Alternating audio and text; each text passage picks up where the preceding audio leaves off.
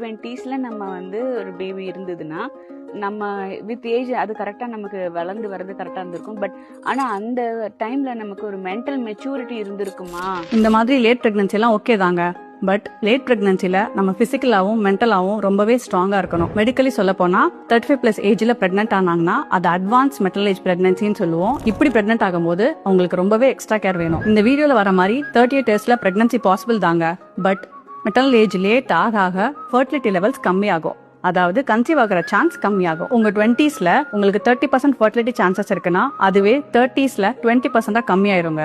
இதுவே 35+ ஆயிடுச்சுன்னா நமக்கு 5 to 10% சான்சஸ் கம்மியாயிடுங்க. பட் இதோட பாசிட்டிவ் சைடு என்னன்னா மென்டலி அண்ட் எமோஷனலி மெச்சூரா இருப்பாங்க அண்ட் பேரண்டிங் செட்ஸ் ரொம்பவே அதிகமா இருக்கும். இந்த மாதிரி நீங்க ஒரு லேட் பிரெக்னன்சி பிளான் பண்றீங்கன்னா உங்க எக்ஸ 25 to 30க்குள்ள ஃப்ரீஸ் பண்ணிக்கிறது ரொம்பவே பெஸ்ட் ஐடியா. நீங்க ஒரு ஹெல்தி லைஃப் ஸ்டைலும் ஹெல்தி டயட்டும் மெயின்டைன் பண்ணும்போது லேட் பிரெக்னன்சி இன்னுமே ரொம்ப ஸ்மூத்தா இருக்கும். லேட் பிரெக்னன்சிக்கு எக் ஃப்ரீசிங் பண்ணா நல்லதுன்னு சொல்லியிருந்தேன். அது ஏன்னு அடுத்த வீடியோல பார்ப்போம்.